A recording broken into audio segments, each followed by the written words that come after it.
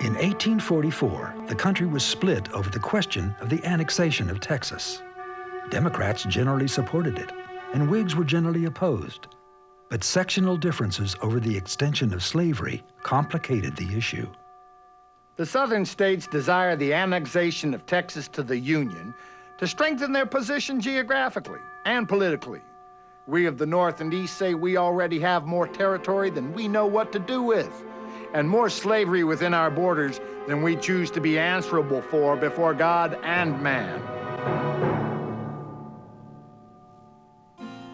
Texas had been an independent slave-holding republic since 1836. But neither slavery nor independence had been part of Mexico's original plan for its northeastern province. Initially, the Mexican government encouraged foreign settlers with the offer of cheap land and exemption from taxation.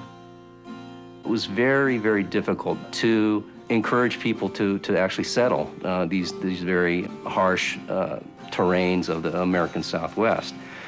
As a consequence, the Mexican Congress passed a law, which seems the height of folly in hindsight, that they would invite American and other settlers to come in under exclusive land grants offered by the Mexican government to settle Texas in particular.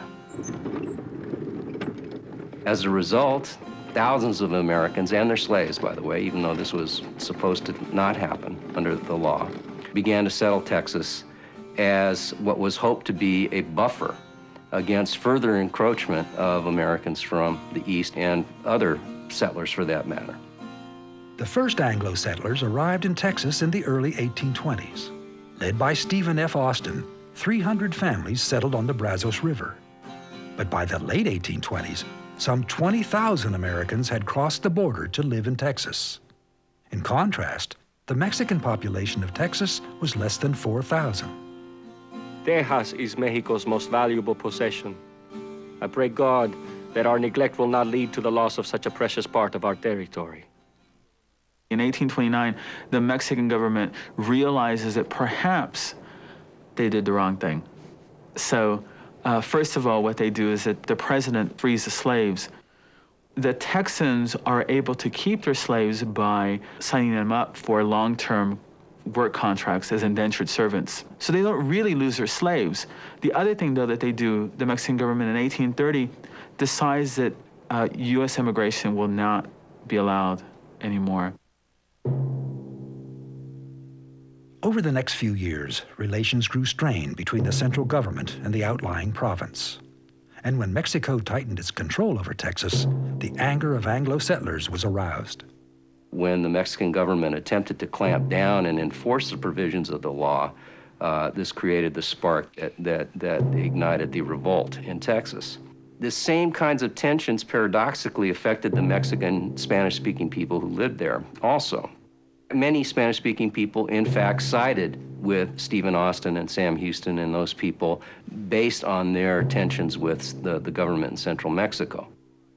Citizens of Texas, your rights must be defended. The oppressors must be driven from our soil.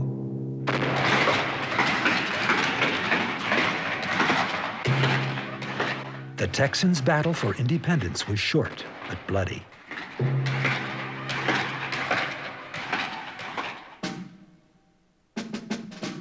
Almost immediately after gaining its independence, Texas petitioned the United States for statehood.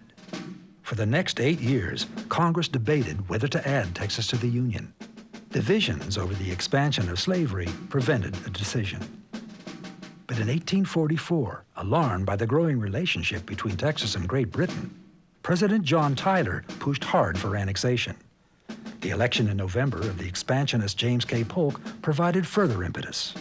The following spring, only days before Polk's inauguration, Congress passed a joint resolution inviting Texas into the Union.